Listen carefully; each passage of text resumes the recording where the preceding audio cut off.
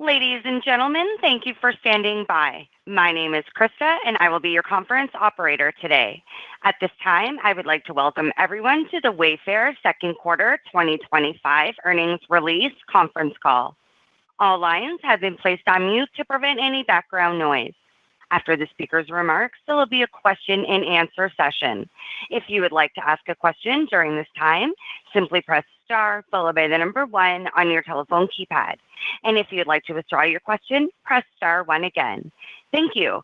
And I would now like to turn the conference over to Ryan Barney, Head of Investor Relations. Ryan, you may begin. Good morning, and thank you for joining us. Today, we will review our second quarter 2025 results.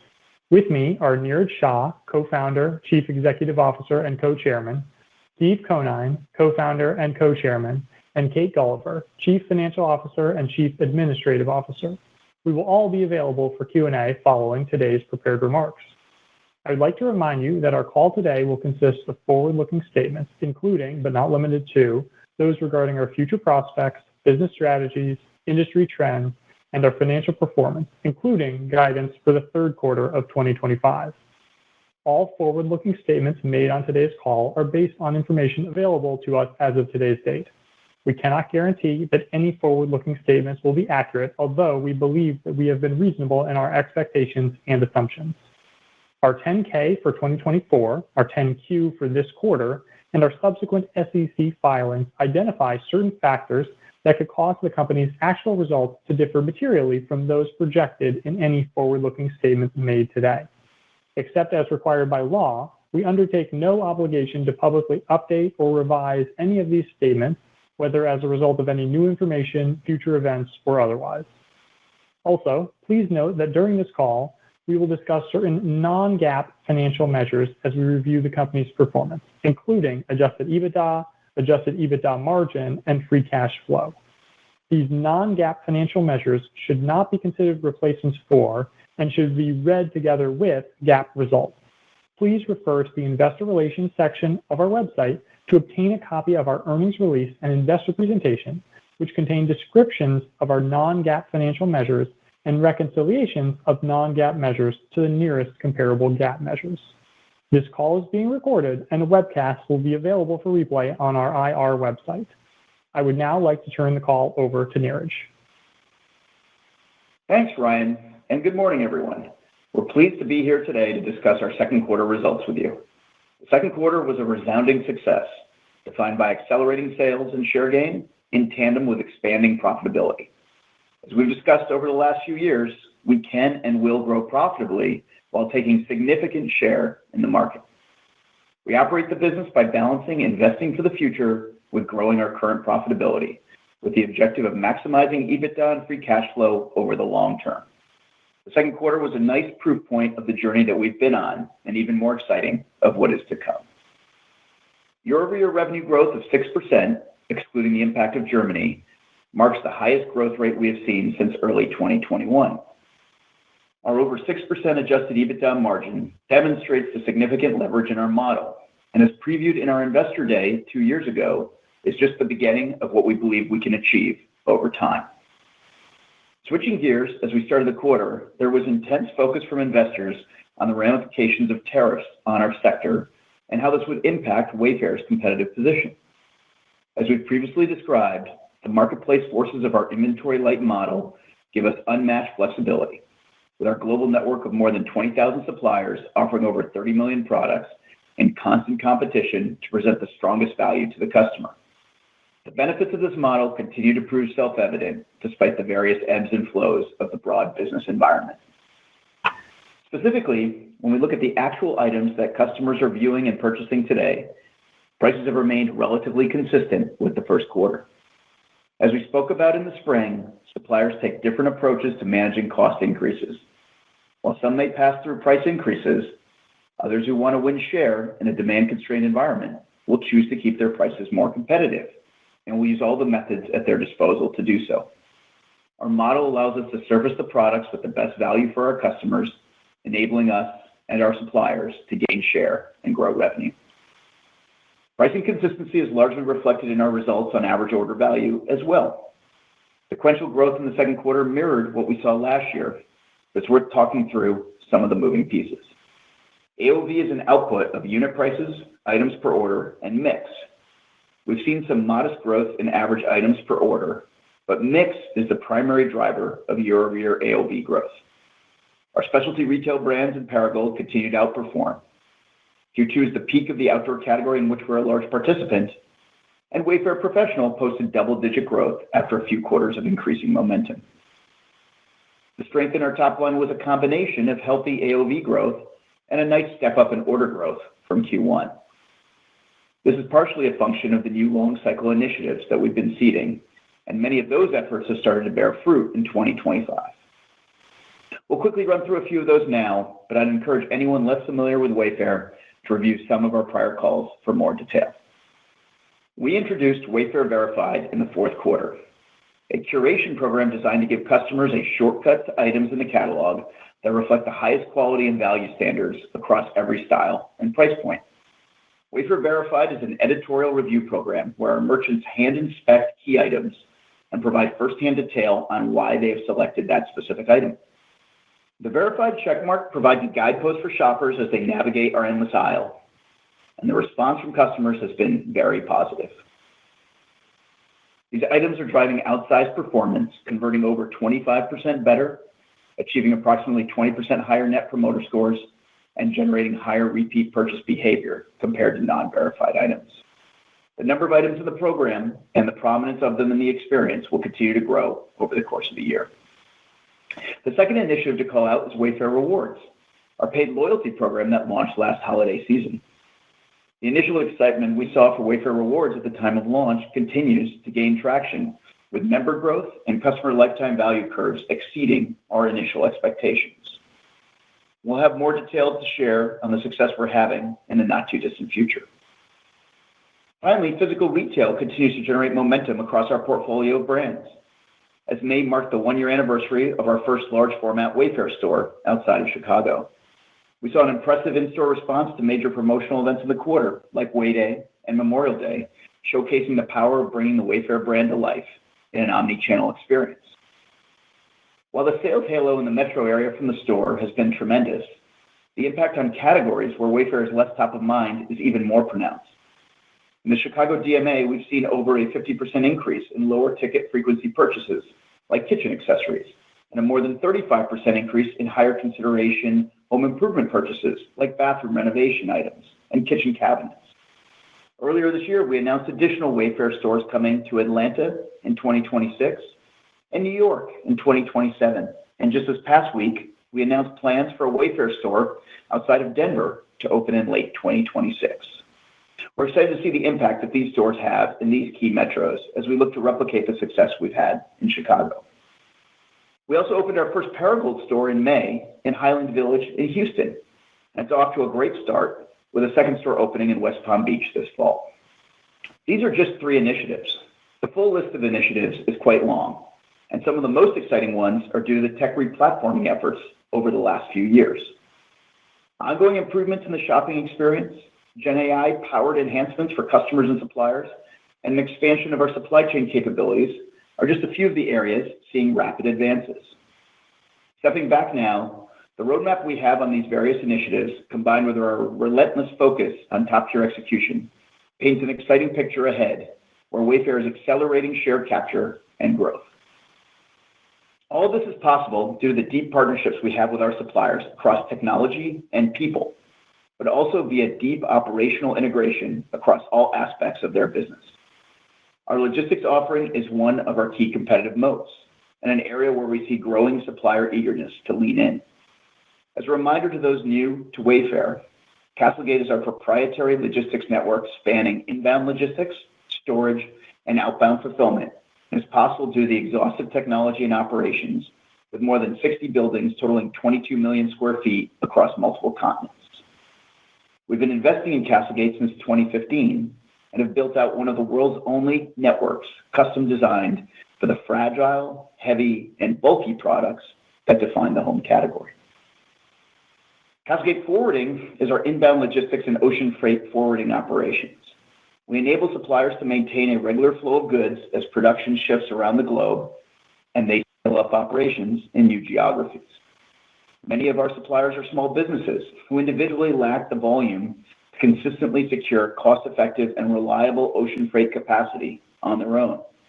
Our forwarding services provide access to large, high-quality ocean carriers on amenable terms, which we can then share at competitive rates with our suppliers.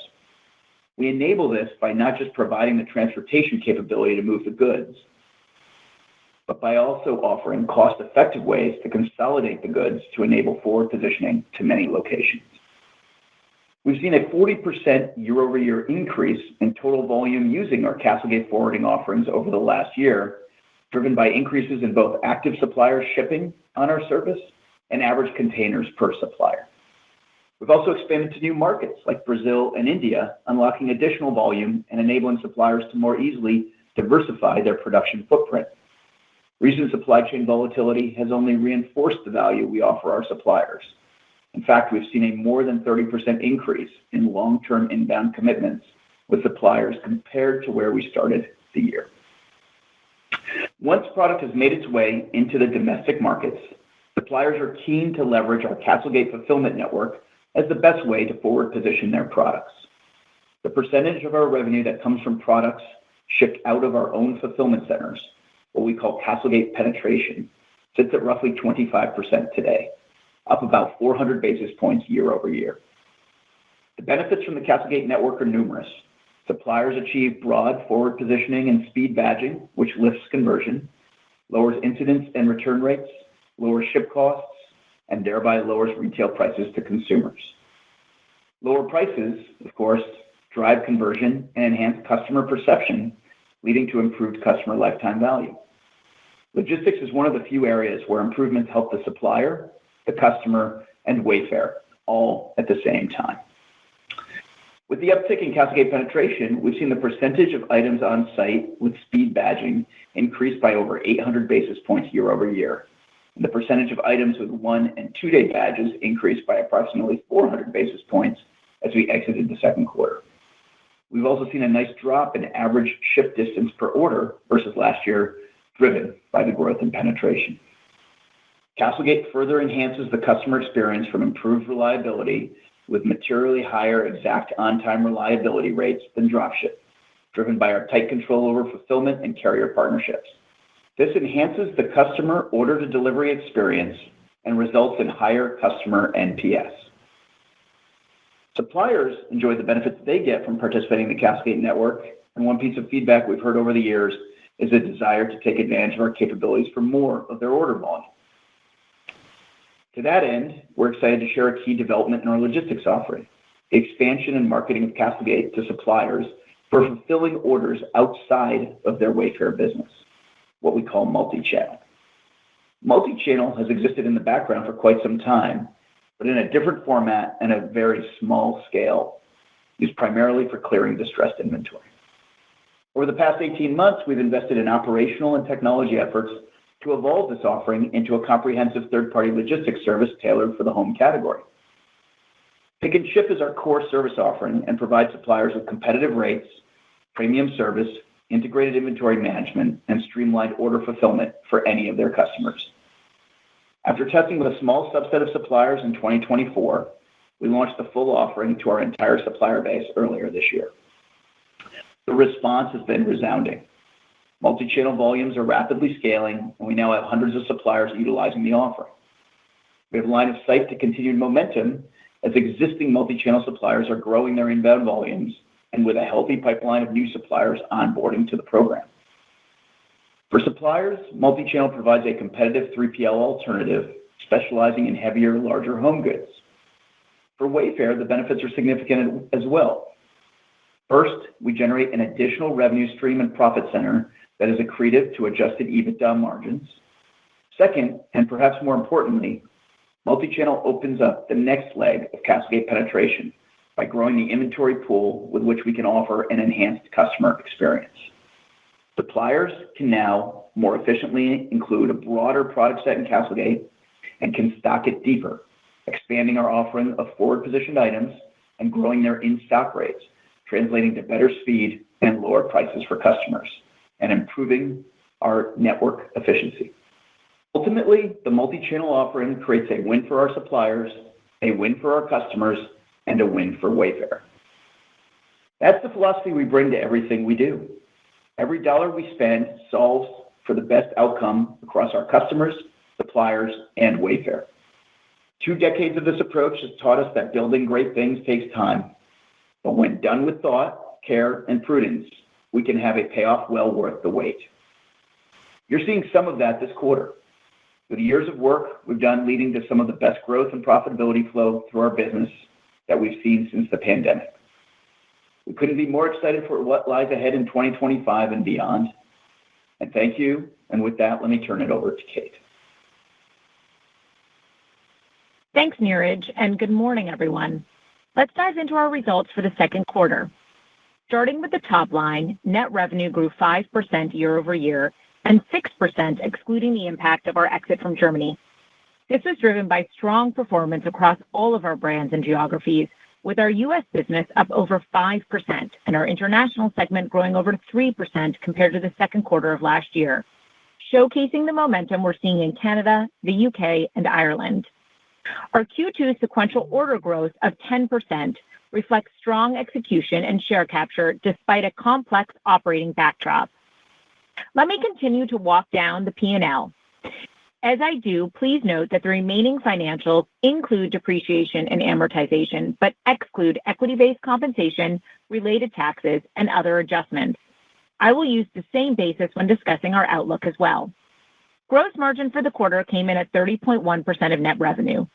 For over a year now, we've discussed how our ability to measure demand elasticity in virtually real time enables us to make tactical investments on a level of granularity and precision that few other retailers can replicate. The result of this work drives our share spread wider and leads to outcomes like we saw in the second quarter, growing orders as well as growing gross profit dollars, and we continue to see high return from these investments today. Neeraj spoke at length about Castlegate and the ways that our model is advantaged as we drive penetration higher. This gives us more flexibility as we think about strategic areas of reinvestment in our goal to maximize adjusted EBITDA dollars. Multi-channel is an important part of that puzzle, so it might be worthwhile to walk through the economics as it starts to scale. Multi-channel revenue gets recognized as net revenue, and program costs mostly sit in cost of goods sold. The offering has a similar gross margin profile to the business in aggregate, and critically, the flow-through becomes very attractive as we think about bridging from the gross margin rate of the multi-channel business to its profit contribution. The costs after gross profit are much smaller than they are for the business at large, meaning multi-channel has a variable profit profile closer to its gross margin, making for accretive economics as this business grows. This is an important concept that we've discussed in pieces before, but bears some reiteration now. We are always solving for growing multi-quarter adjusted EBITDA dollars. We achieve this by optimizing revenue growth with our flow-through after accounting for gross profit, customer service and merchant fees, and advertising costs.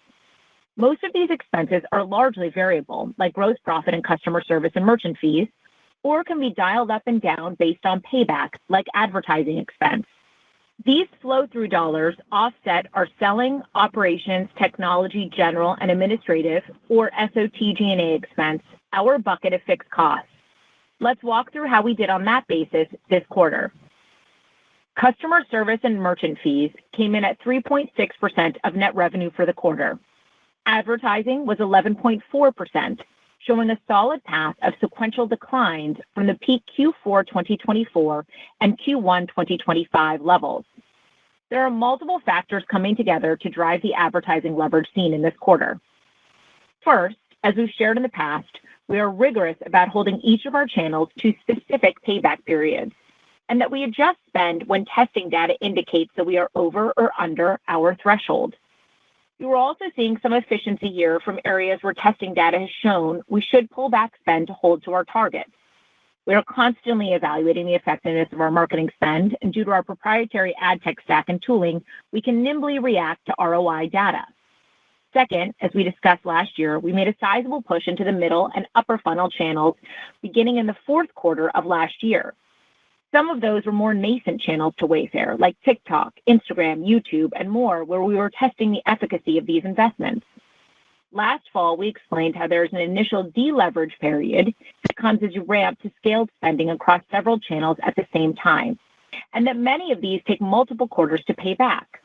These investments set the stage for future revenue, and you see this bearing fruit here today as revenue dollars associated with prior quarter spend flows in. It's also worth noting that we are seeing encouraging momentum in direct traffic. Starting with our loyalty program, Wayfair Rewards is more than a way to generate incremental share of wallet and order momentum, but naturally leads to more direct traffic as customers return to Wayfair to spend the rewards dollars on their next find for their home. We also continue to see healthy engagement with our app, where the second quarter marked the highest level of installs since Q4 2020, and the percent of Wayfair US revenue from the app continues to climb steadily to all-time highs of approximately 30%. Now, coming back to the concept of flow-through, we drove a rate of 15.2% in the second quarter, 30.1% gross margin, less 3.6% for customer service and merchant fees, and 11.4% for advertising. That's the best result we've had since 2023, and was critical to the success we had on driving EBITDA and free cash flow dollars in the quarter. We think this is a helpful construct for investors to bear in mind as they model the business, as it takes a more comprehensive view of our cost structure than any one of our variable line items alone, and combined with SOTG&A leverage, drives total EBITDA flow-through. Selling, operations, technology, general, and administrative expenses were $370 million in the second quarter. This was down by roughly $30 million compared to the second quarter of last year. While we did see modest sequential growth, some of this was due to mix shift between OpEx and capitalized labor.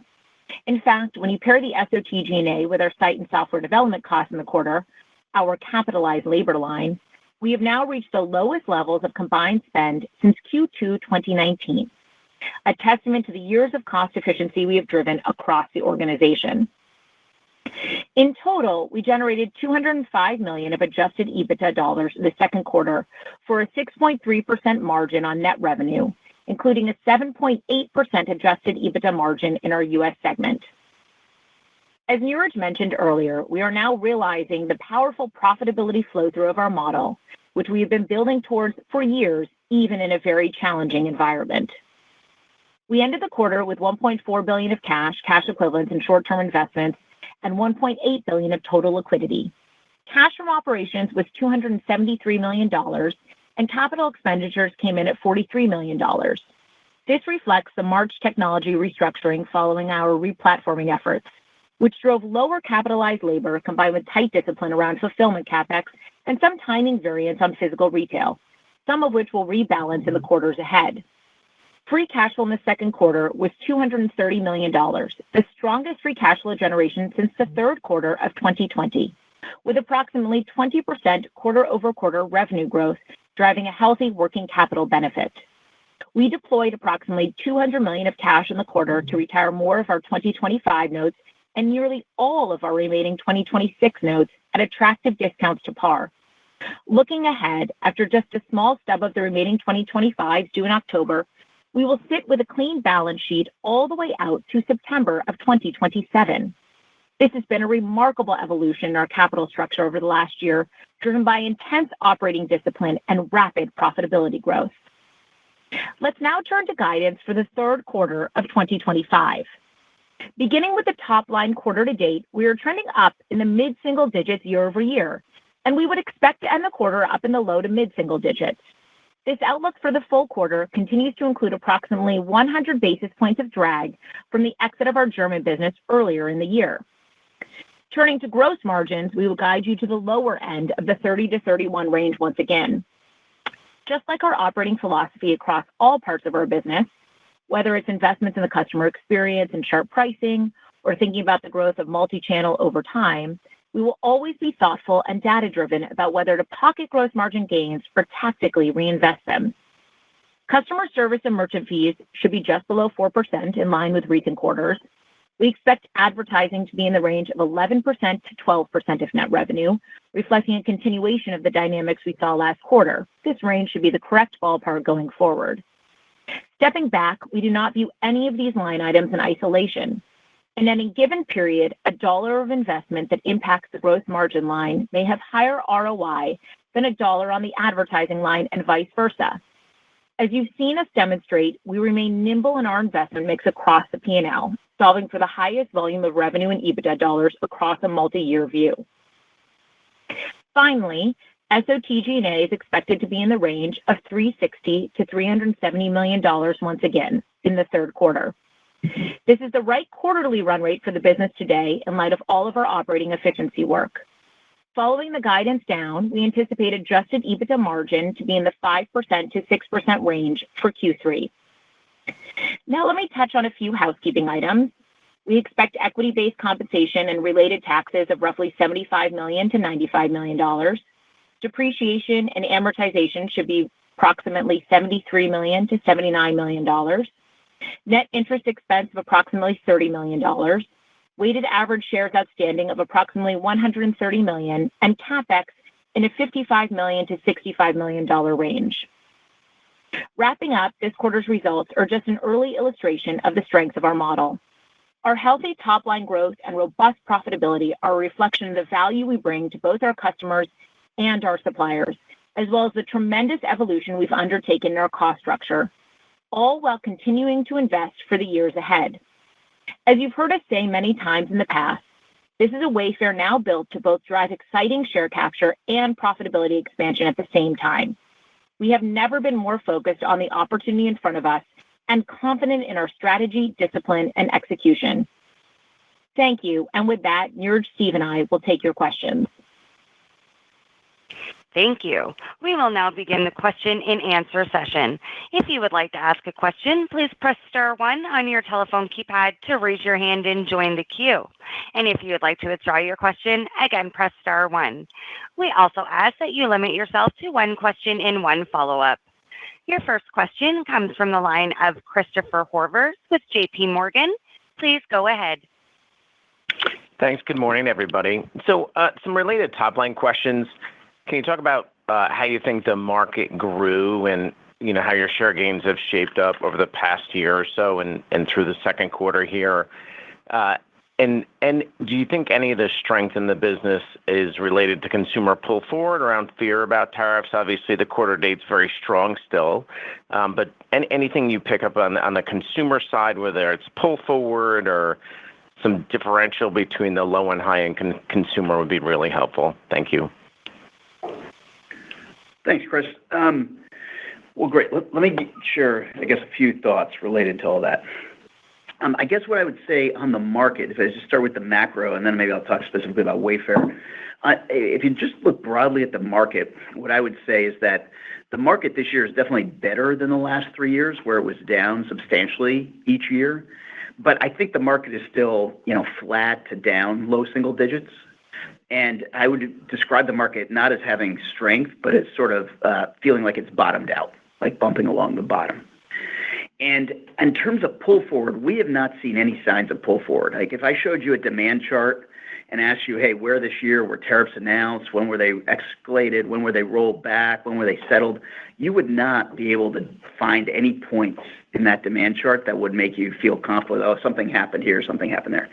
So that's not really there. There's no question the higher end market is stronger than mass. That's definitely the case. I think you kind of see that in a lot of different data, but that's not really surprising if you just think about the category being discretionary. So what I would say is the category is it's on a bottom. It's bumping along a bottom after a few years of declines. It's not showing great strength, but it's just maybe you would call it stable-ish because, flat to down, low singles is not, moving around a ton. Now, what's happening in Wayfair, I think, is very different, which is that I think our strength is structural, and I think what we've been doing, over the course of time is building momentum. And over this year, we've been seeing momentum build from Q1 to Q2, and then we've seen momentum continue to build Q2 to Q3. So we're actually, I think, pulling away. And I think the reason for that is specific to some Wayfair specific drivers. And the way I think about that is that we've sort of had one main pillar, and we've talked a lot about it, which is how we've taken share every quarter since the fourth quarter of 2022, which is that we've focused a lot on improving the core recipe, which is price, selection, availability, speed of delivery.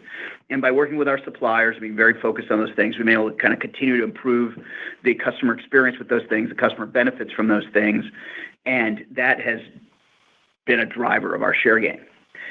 I would say what's notable, though, is historically we've had 3 pillars in how we grow. And we've had that one back intact kind of post-COVID since the fourth quarter of 22, and it's worked for us to take share. But we now have the other 2 pillars back intact. And that's the notable change. So the second pillar is basically just to, remind everyone on the call, we have a 2,500 person technology organization. And so those are software engineers, data scientists, product managers, designers, and we build a tremendous amount of our own technology. And with that, we're able to improve the customer experience and improve the supplier experience in a way that grows the business. Well, for a number of the last few years, we've basically focused that team on replatforming a lot of our core systems. And so that took the vast majority of our development cycles. And, it, both at the time and in hindsight, was the right decision. So even though we weren't able to progress the business with technology, the truth is building the modern platforms to facilitate faster developer velocity and, to basically, deprecate the old platforms, it allows us to really be, much stronger with the technology we can put forward. Well, now that we're very far into that replatforming effort, a lot of the cycles of that team are now back building feature and function to improve the customer experience, improve the supplier experience. And you see that affect things, whether it's conversion rates, whether that's enabling suppliers to do more on the platform, whether that's launching new Gen AI-powered features, whether that's efficiency gains in our operations. And so that's been a great boon. So that second pillar is back intact. And then the third pillar is somewhat related to that second pillar, but it's, as you know, from 2022 to 2024, we also embarked on getting our organizational structure back working great post-COVID. So that's the balancing of senior with junior folks, the right sizing of teams, and that took a lot of work and was very distracting. Well, as we got through that, we have a great team today, a great team in place, and now they're back driving the business forward at a faster speed than we've had before. And one of the ways that they provide benefit to the business is launching new programs. So, we talked about a few of these on the call, Wayfair Rewards, Wayfair Verified, brick and mortar stores. There's a long list. There's improvements we're making in logistics. There's a whole series of things. Those new programs are somewhat reliant on the team having the cycles for it and somewhat reliant on the technology support for those. So now we have these 3 pillars back in place, right? The recipe keeps getting better.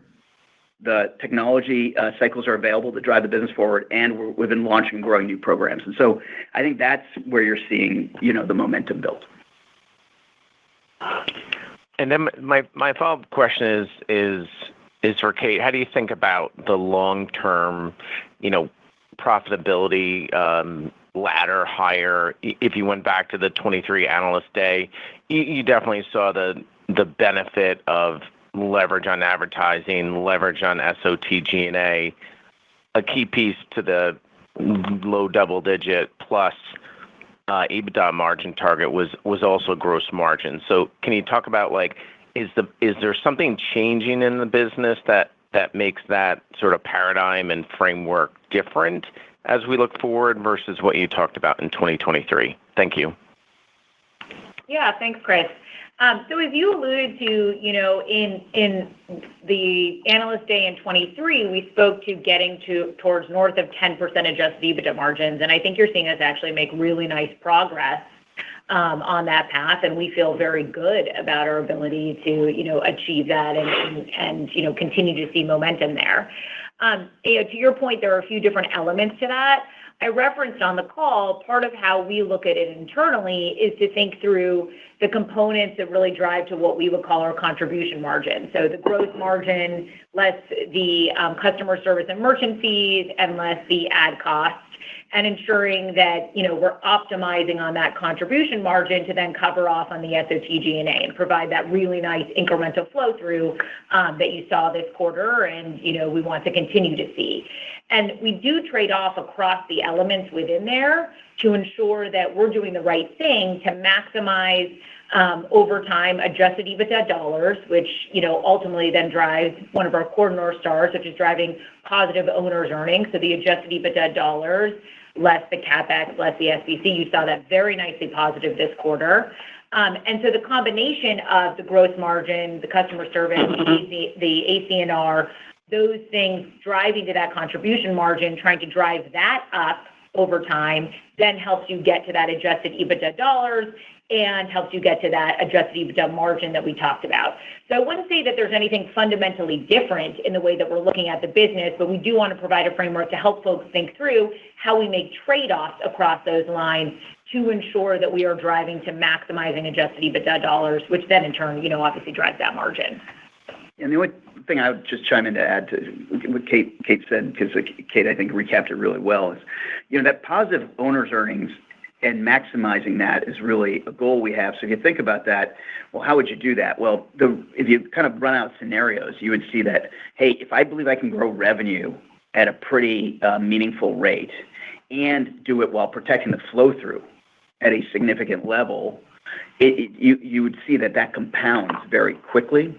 And so you end up optimizing for that because that is what's going to give you the kind of that asymmetric upside. And so we're very focused on that. You're starting to see that manifest when you see the highest revenue growth, highest profit since 2021, and we're telling you momentum's building. Well, okay, where could that go if that builds over time? Well, that's what we believe the opportunity is. But so that's not focusing on revenue growth, and that's not focusing on profitability. It's a combination of the two, right? So you need to have the flow through. And if you couple that with meaningful revenue growth, then you really are going to maximize the dollars. Got it. Thanks very much. Thanks, Chris. Your next question comes from the line of Peter Keith with Piper Sandler. Please go ahead. Hey, thanks. Good morning and great results, guys. Following up on the flow-through question, so the flow-through margin does look particularly good right now, and the Q3 guide looks like it's holding steady at a strong level, maybe even strengthening. I'm wondering, are we at a new normal? We can see the power of the model with revenue growth, or is there somewhat of an elevated contribution margin today as we're kind of coming off the bottom and now starting to see some of that incremental growth? Yeah, I can start and then Neeraj, feel free to jump in. I think actually for many quarters, we've spoken about the impact that the cost discipline we've held to over the last few years, the impact of that on overall profitability as we started to see momentum in the top line. And that this was really poised for significant flow through as you saw that momentum. And we're really pleased with that flow through, that contribution margin this quarter, and then obviously the incremental margins being, very solid this quarter because of that SOCA holding in there and remaining in that 360 to 370, as we said. So, I think what you're hearing from us is this is what we expected to see. We've been driving the business to this point for many years now, and you see the momentum in the top line really manifesting in that nice adjusted EBITDA flow through and that nice adjusted EBITDA margin. So it's not, there isn't anything abnormal in here. There isn't anything unusual. It's just really that build over the last few years getting us to this point. And what Peter, I think, just to make sure, I think I understood the question correctly.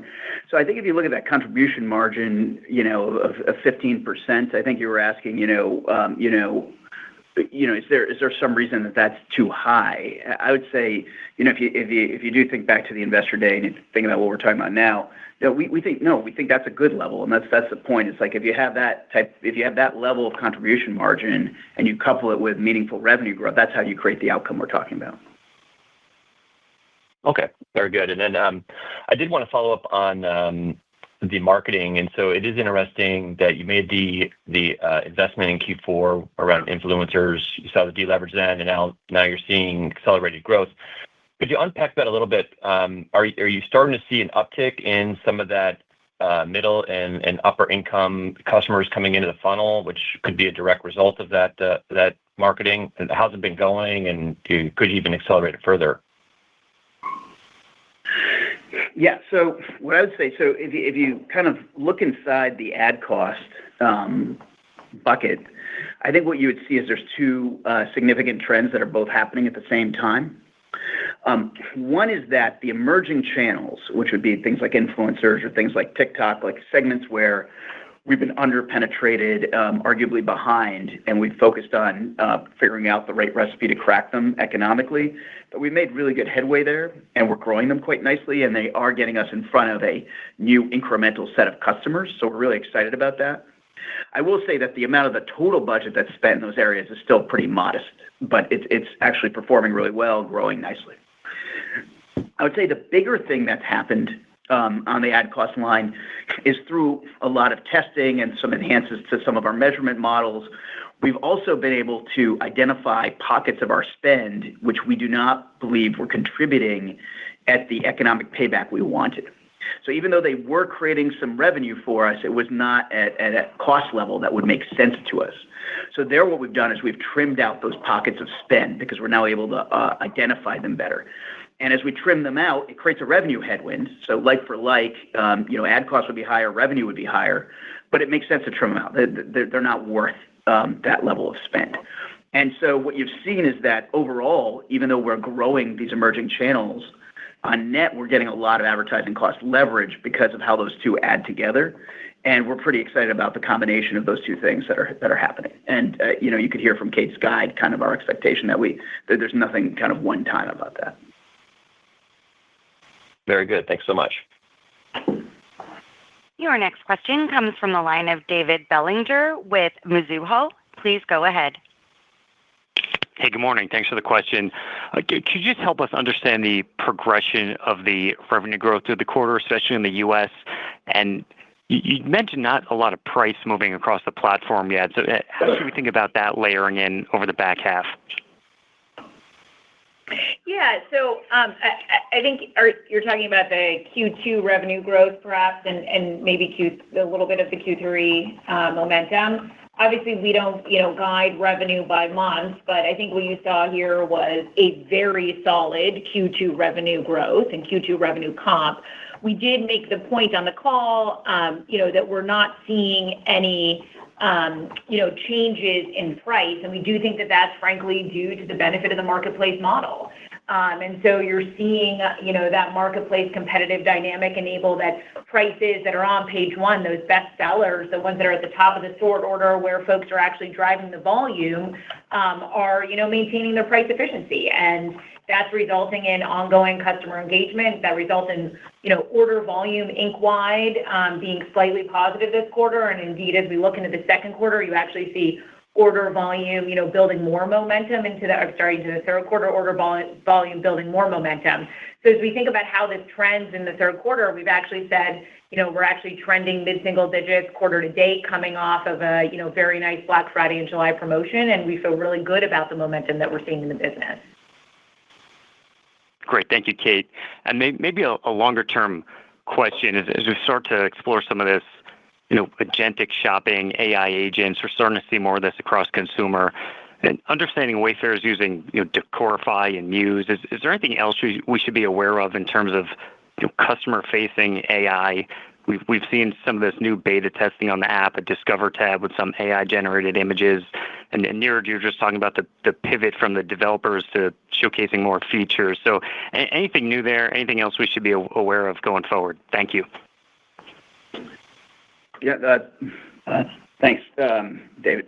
So what I would say is there's a bunch of places that are consumer-facing where the experience is getting improved through Gen AI. And so some of that you'll see in things like search results, in sort order, in product descriptions, and product-level imagery, attribute sort of coverage and accuracy. So there's a lot of things like that that are already happening. And then there's a lot more to come. And so one of the things, I'm sure you kind of think about in our category, it's different than a category where you know exactly what you want, where, most retail categories are branded, and a large portion of those are consumable categories where you're buying the same thing or you're buying something and you kind of very specifically know what you want. Here, where there's a lot more product discovery, there's a lot of content around trends. You might create different types of events. You're trying to personalize based on someone's style, on their price point. You're trying to have engaging content so they come back more often.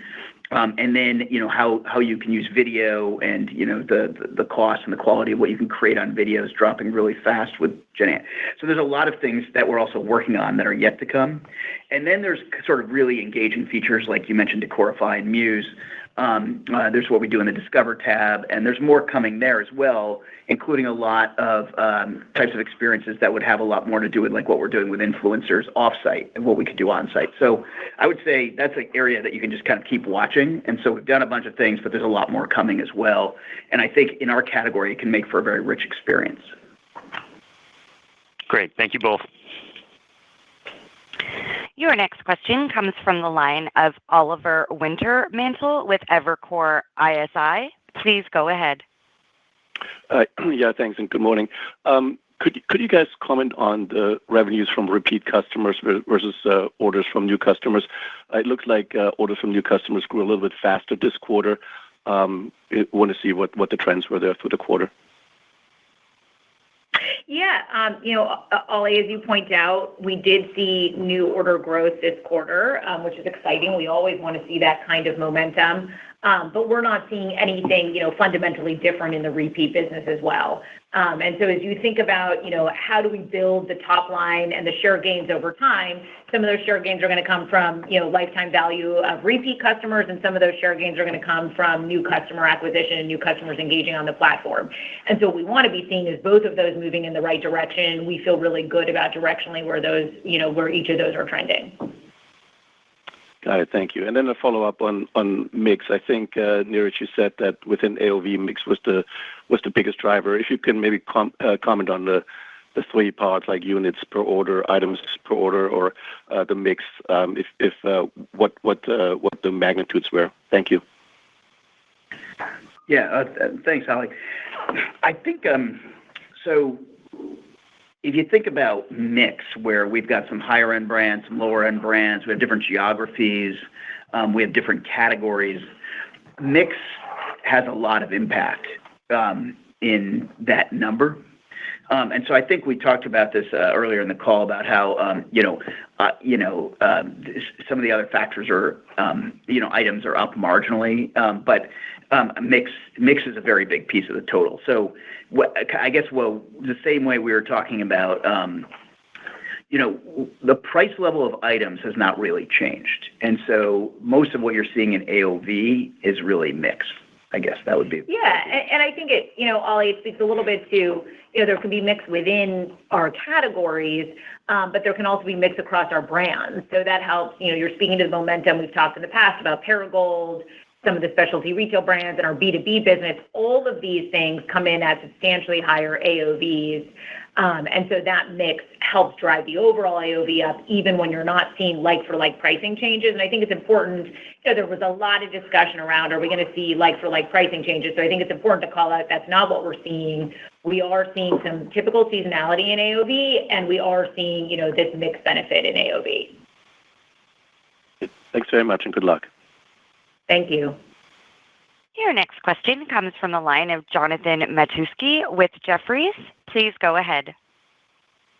Nice quarter, and thanks for taking my questions. The first one was on market share. Is there any evolution you're seeing in the source of your gains? Obviously, you've had a string of multiple quarters of consecutive share gains, but fragmented industry. Are you seeing any, different changes in terms of where you are picking up share? That's my first question. Thanks. Sure, John. Thanks for your question. I would say at a high level, no. I mean, what we're still seeing is that it's obviously a very large category. It's very fragmented. There's been some notable companies who had decent size who went out of business. There's also a very long tail of smaller companies who've gone out of business, and then there's a lot of folks who are just losing share over time. There's a relatively small number of folks who are winning and taking share. And, in the past, we've mentioned that Amazon is taking share. We mentioned HomeGoods is taking share, and we've commented that we believe that ourselves and those two, if you look back over the last few years, are the three notable largest share winners. That's what would look consistent in the data as we look at it over time. So the same story is playing out, and it's just kind of continuing. Thanks. And then just a quick follow-up on David's question, maybe more from an external lens, but we've been seeing a growing percentage of your site traffic being referred by, folks like ChatGPT or Perplexity, small overall, but growing exponentially. So maybe if you could discuss how Wayfair is positioning itself externally, to benefit from, consumers increasingly using these LLMs as shopping assistants. Thanks. Yeah, sure, John. So I think you're describing it well in the sense that, whether it's OpenAI or Google Gemini or Perplexity, the amount of traffic coming from them is rising, but it's very, very small.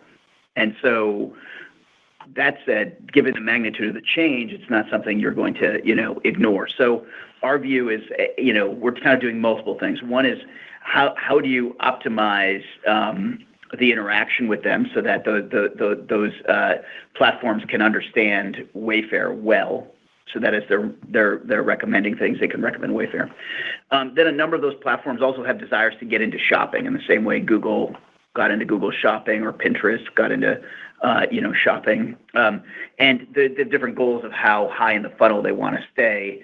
And it's going to vary by category because, again, if you're replenishing commodities that you buy on a weekly or bi-weekly basis, that's one level of execution they can do. If it's a much more complex category, there's a different level of assistance they can provide. And so we're working with each of the major players on ways that we can optimize things together. I think this is an area where our technology strength can help us a lot, because a lot of what our team can do, the same way we've been a close partner with Google and Meta and Pinterest and others over the years as they've evolved their kind of upper funnel products. And we've been able to help them and benefit by being very early in. It's analogous, I think, to what's happening here. And I think we benefit from being a category where, frankly, a product selection is not a commodity UPC item with a, SKU number where just, who's got the cheapest price that can have it delivered by Friday, where that's a thing. Where the customer actually wants to pick the right thing, where it's complicated to pick, where delivery is a complicated activity. These are fragile, heavy, prone to damage items. So I think this is the other thing we're seeing is that each category type will manifest differently, and I think we're set up well for our category and to be a partner with these folks as they become a larger source of where customers start. Helpful. Best of luck. Thank you. Your next question comes from the line of Simeon Gutman with Morgan Stanley. Please go ahead. Good morning. This is Pedro Gil on for Simeon. Nice quarter. Thanks for taking our questions. My first one is about demand. How do you reconcile the improvement in demand that you're capturing this quarter with the fact that housing turnover is still depressed? And are you seeing an uptick in the replacement cycle absent the housing cycle? And as a follow-up, what are you hearing from vendors in terms of profitability? Do they feel like they're earning enough, or do prices potentially need to increase in the back half of the year? Yep. Yeah, so on demand, I tried to kind of address this earlier in some of my comments in the sense that, I wouldn't say the category is doing great. So to your point about housing turnover being depressed, if you look at the demand level in the category, you've had 3 years where it went down by kind of significant amounts per year, and now you have it kind of flat to down. I think I said I thought it was flat to down low single digits, and so that's not a strong environment. And I think one of the reasons it is that way is exactly what you mentioned about housing turnover and existing home sales being off by so much. So I think that's still the case. Now, the way I reconcile how we're doing with that, to your question, is that I think our strength is structural and specific to Wayfair. And that was what I was trying to describe with the 3 pillars and effectively how we're able to grow through our own actions. I think it's important to realize the category is still a very big category. So you have hundreds of billions of dollars of spend in this category, and it is very fragmented. It's arguably far too fragmented, and the strong players are providing an experience that's much, much better than what the average participant can provide. So what would it naturally then make sense for customers to do? I think that's where we can pull demand away from places that someone may have gone by providing that customer with a better experience. And that's across the recipe, that's across what we can do with technology, and that's across what we can do with new programs. So we think that's what's happening, and we think there's like a lot of evidence to support that, and you can kind of see that yourself. On your second question around suppliers and profitability, are their margins workable? I think what we've seen from suppliers is that they're very keen to not raise prices on goods, because what they've seen is if they raise prices on goods, they lose demand for those goods quite quickly. And it's a competitive world. There's a lot of suppliers. We have over 20,000 suppliers on our platform, and they are, to some degree, in competition with each other. So they know that, hey, if I take an item, it's doing well, I raise its price, it could kill that item. I don't want to do that. So suppliers are pretty keen to figure out how to maintain those prices. And there's a lot of levers between, is there room on the manufacturer's margin? Is there room in their margin? Is there room in what they've built in for ocean freight pricing, where ocean freight is stayed at lower level prices and has not become elevated again? And so there's ways to work to make sure that items that are popular with customers at a certain price point can stay that way. And so this is what we're hearing broadly from suppliers. Got it. Thank you. Good luck. Thank you. We have time for one more question, and that question comes from the line of Brian Nagel with Oppenheimer. Please go ahead. Hi, good morning. Thanks for slipping me in here. Nice quarter. So Thank you. My first question, and it's going to be repetitive, so I apologize, but just looking at the sales trajectory here in Q2 and then the guidance into Q3, and there's clearly been a nice inflection stronger. So I guess the way I want to ask the question is, did over the this period, so to say, did Wayfair pull some specific lever, or was it more a matter of just kind of the business coming together to drive the stronger top line? Yeah, thanks, Brent. I would actually say, I think the demand has been building, and I think it's just now building to a level that it's easier to see. And obviously, as it continues to build, it'll become increasingly easier to see, right? So I think the way I would describe it is that there's no single lever. In fact, I think I highlighted that, if you do ad costs like for like, you would actually see a higher level of revenue growth. So in other words, we created a revenue headwind by rationalizing some of the ad costs based on some of the improvements we were able to make in the way we were able to measure and model different tranches of the ad cost in a way that's actually been a great benefit for us overall. Because again, as I mentioned, revenue growth is one goal. The contribution margin flow through is the other goal. The combination creates this a growth in dollars in the owner's earnings, which is really the ultimate goal. And so there's not one lever. It's what I described with the three pillars playing out, and that's been playing out, not necessarily this quarter, but over the course of this year. And you're seeing this building. Yeah, the momentum, as Niraj said earlier a few times, the momentum feels, to us, driven by these structural business initiatives, not by any one-time events, any, unique pull forward, anything like that. And that momentum is, continuing. God, that's very helpful. Then my second question, just with regard to gross margin. So, again, you're kind of guiding towards, for the Q3, that lower end of that normalized range. But you've mentioned a lot, how much control you have over this, and kind of your decision, to reinvest upside.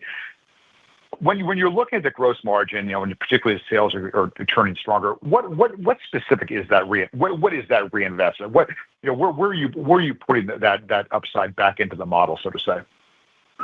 Yeah, it's a great question. I mean, as we've spoken about in the past, we always want to be thoughtful about how we're continuing to drive value for our customer, right? And so one of the levers that we think about is investing in price. We've talked about in the past using our large, first-party data sets to really have a fine-tuning on that elasticity curve and where we think we should be optimizing on that curve.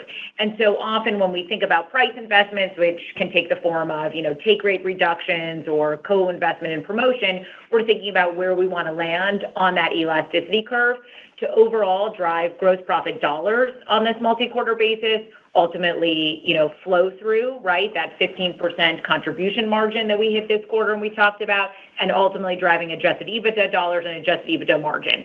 And so we'll take into account where we think we should be on that elasticity curve to ensure that, we are optimizing there. We also invest in other parts of the customer experience, like, for example, speed or improvements in the delivery experience from, deluxing or consolidation of delivery. All of these things are really important to us to help overall, drive value for our customer and, drive that adjusted EBITDA dollars growth and adjusted EBITDA margin. Okay, it's very helpful. I appreciate it. Thank you. All right. Thank you. And that concludes our question and answer session. And I will now turn the conference back over to the Wayfair team for closing comments. I just want to thank everyone for your interest in Wayfair and for joining us today. We look forward to talking with you again next quarter, and hope everyone's enjoying the summer. This concludes today's conference call. Thank you for your participation, and you may now disconnect.